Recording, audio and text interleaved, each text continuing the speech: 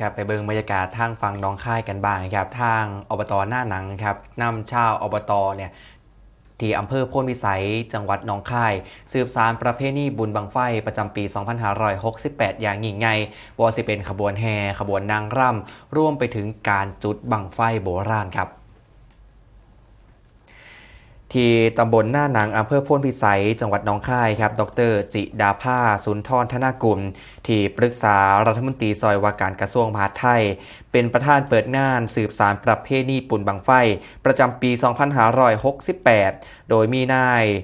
นัทกรครับกุลเดชสิริวัฒน์นายกอบตหน้านั่งกล่าวรายงานมีหัวหน้าส่วนราชการผู้บริหารข้าราชการเจ้าหน้าที่พี่น้องประชาชนและก็นักท่องเที่ยวเขาร่วมพิธีกันจำนวนมาก โดยทางนายนัทกรกุลเดชสิริวัฒน์ครับนายกอบตหน้านั่งเพื่อนได้บอกว่าประเพณีบุญบังไฟตำบลหน้าหนังครับอำเภอโพนพิสัยเป็นกิจกรรมที่ชาวตำบลเนี่ยได้ร่วมการจัดกิจกรรมดังกล่าวเป็นประจำทุกปีจนถึงปัจจุบัน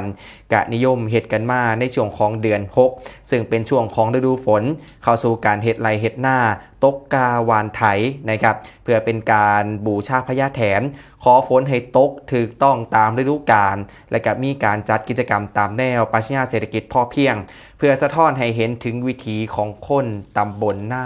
นังครับ